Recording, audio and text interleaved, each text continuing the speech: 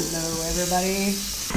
Welcome to this Tales of Majestic Mothership YouTube channel. I'm Jennifer Juniper, the Chief Wellness Officer of Majestic Hudson. Today, we are going to talk about... Oh, is that right? Okay. So it's always hard to choose what to talk about from time to time. I'm definitely a sporadic learner myself, and I learn always by hearing it from another person. So all the more reason for me to be doing this channel. So when I thought of a topic to begin with, I thought about divination practices in general, because it's something that I do almost every single day of the year, or whatever cycle, or whatever planet you may be on. I definitely always use some form of divination. And so you might ask what divination is. Let's just start with that right off the bat. You're seeking knowledge for yourself. Usually it's from an outside source. Usually it's the unknown. You know, it could be intuition, wisdom, divine forces, spirit, animals, you name it. It's coming in directly from a source that you wouldn't normally think is something that you would get such inspiration or divine insight from. I love the word divination in general because it just always makes me think of the divine, right? The source of the word in general, or the source of the actual modality, I should say. And I would say I can't pick my favorite method. I thought that maybe I would do several things with you, but I thought in this one in particular, I would give you a sort of a synopsis of some divination practices that are available, not just through us, but obviously everywhere, and tell you a little bit about them. So let's begin. I would like to talk about a few things here that I use very regularly, because many of you, especially if you're listening to this channel, know a little bit about your own gifts. So take all of these descriptions or instructions as you wish, as how you want to interpret them in your heart, in your third eye, your psyche, your aura, however you want to absorb the knowledge. Let it go forth and multiply, right? So let me begin with, I'm going to give you a quick little list. Ooh.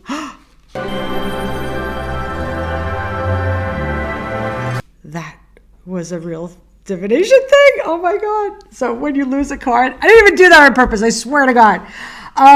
Oracle cards. I guess I'm starting with Oracle cards. My deck loves me so much. This is my Hafiz Oracle deck. I have the Wisdom of Hafiz. We have this in our online store, by the way, Majestic Hudson. And this card dropped out of a deck. And whether you choose a card for yourself or you choose many cards on a given day or during a ritual practice, it's sort of a little link to something that you might want to think a little bit more deeply about going on. And the card that came up is Offer Up Gratitude. And it is beautiful because it's the prayer hands, the Anjali Mudra, and it has the lotus in the middle and the sun. The lotus is a representation of the 1,000-petaled lotus blooming, which is the ancient source of knowledge in all ways, shape, and form. So what a beautiful way to start off this YouTube channel. Offer up gratitude to you all for following me for so long and allowing me to be here for you. So Oracle cards. Oracle cards, tarot cards, you name it. I'm going to put this rain stick down now. It's getting in the way too much. I know. We like rain, but not really. It's a sunny day. Oracle cards, tarot cards are probably one of the most known methods of divination, right? They are cards, they've been around for centuries. There's many different types of cards in general.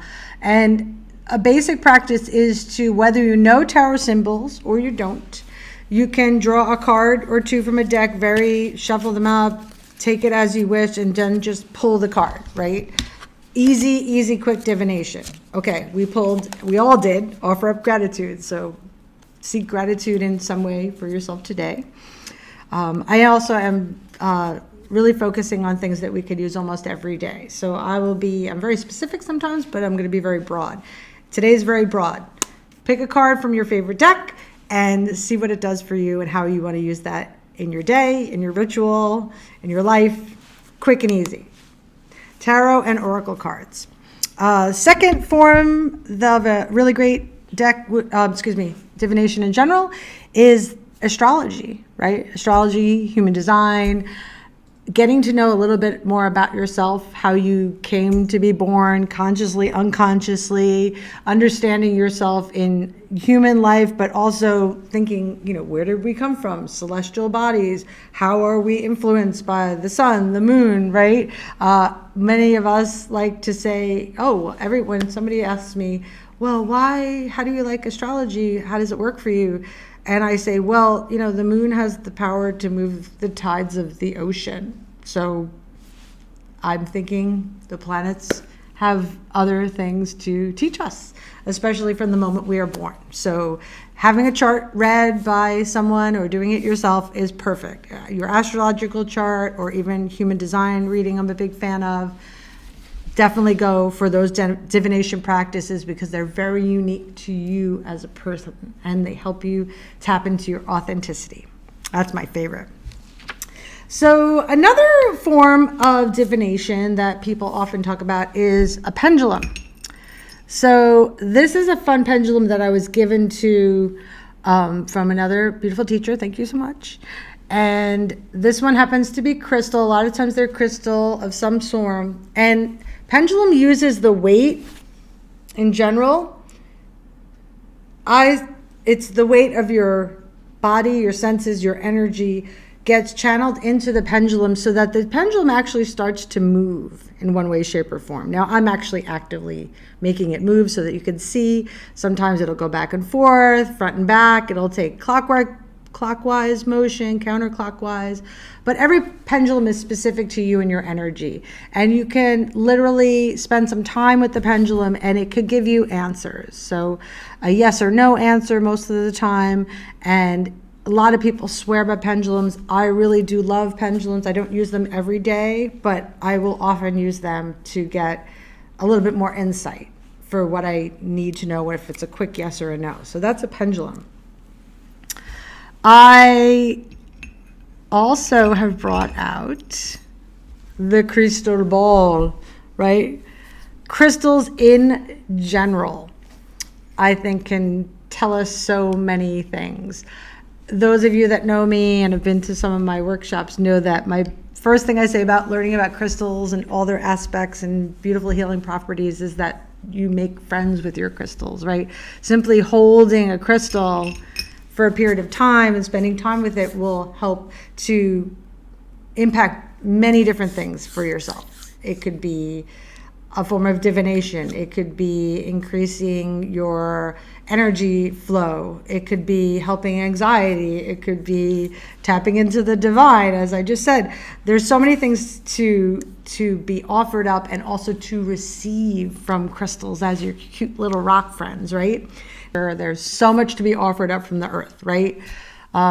They often say that the heart is in the earth, or we get so many different things that come in and connect to us in so many different ways. And one way of divination with crystals is a crystal ball, gazing into a crystal ball. It's known as scrying. And usually it says if you gaze into a crystal long enough, right? And this one is a little bit more opaque. This one's a really beautiful grade A that I have, quartz, very transparent. It doesn't matter what it is in general, but it's just the longer that you gaze into something like a crystal ball or a pond of water, right? Maybe even the ocean to a certain extent. I've seen glimmers from the ocean, right? Crystal balls, mirrors, right? You can actually start to kind of download visions of different types. Now, is that dipping into your psyche? Is it coming in from other places, different types of downloads? That's for you to decide. But it is a beautiful practice, whether you're holding it or whether you're just in that cute little like psychic carnival gaze, right?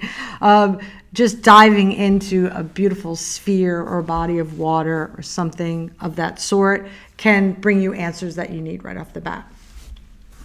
So really, we're diving into many more mystical, ritualistic aspects of divination from this point forward. I love, in general, even just meditating, quite frankly, is a form of divination, whether you do it in silence or you have another method of practicing meditation. You could get a lot of answers and downloads from that. Candle magic, gazing into a crystal ball with scrying, you could gaze into a flame of a candle, will definitely get you very tapped into yourself. And another form that I was thinking of before I get to my all-time favorite is Tasseography. Excuse me, I never get this right because I'm thinking of geology, and is the form of tea leaf reading. Now, here's this cute little porcelain cup. I have this little vintage cup that I'm just holding for that example. But you can actually drink a cup of tea down to just the leaves. And from there, you will look at all the patterns that are constructed within the loose leaves. And those have a symbol. They come up in symbols and could give you answers. Maybe they're looking at flowers or numbers or shapes or animals. Those types of things tend to come out of the tea leaves and their symbols as you gaze into it after you have meditated on a beautiful cup of tea, right? Other forms of divination could be like numerology, animals. I have the animal speak, seeing anything in your environment. I like divination. You're walking down the street and you see a beautiful eagle fly by, looking up what that interpretation may be in terms of having some courage on your journey.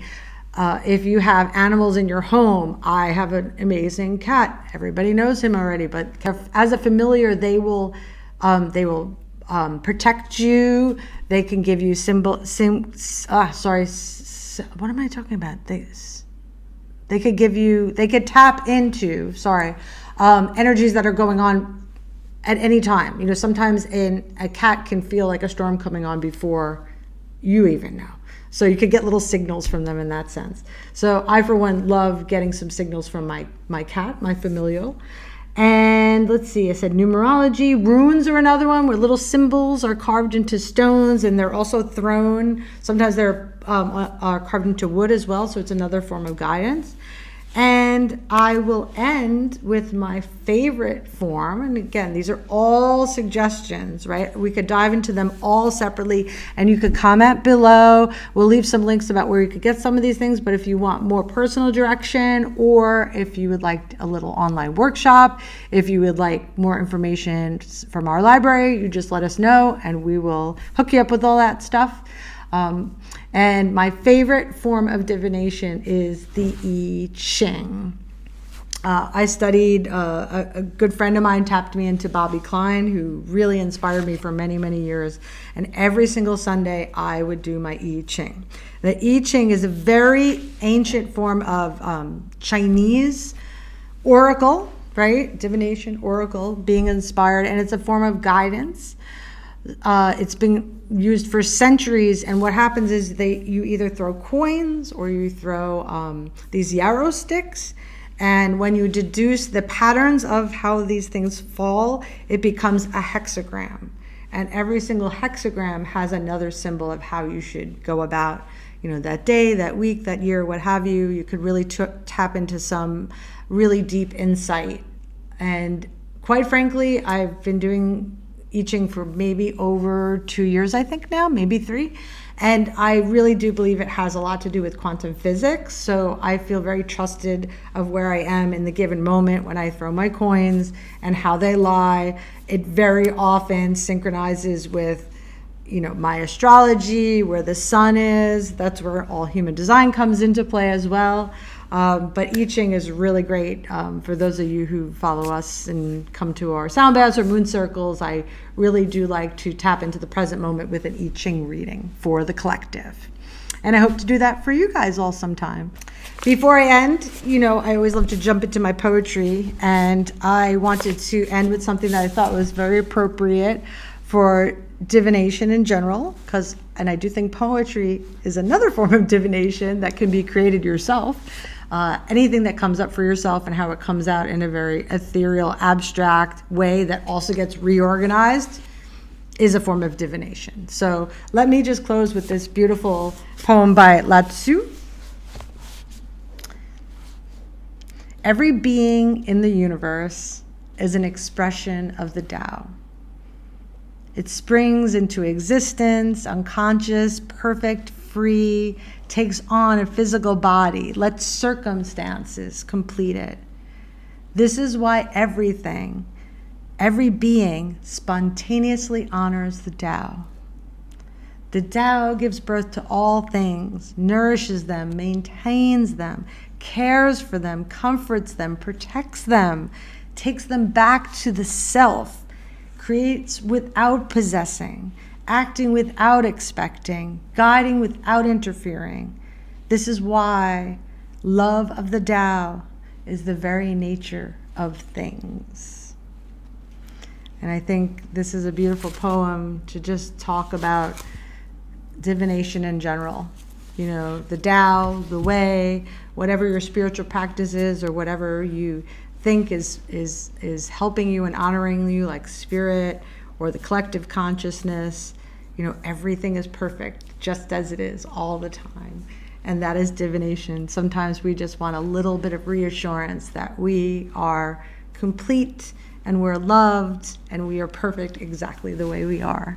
So thanks you guys so much for joining me, and I will be seeing you guys really soon. All right, take care. Bye.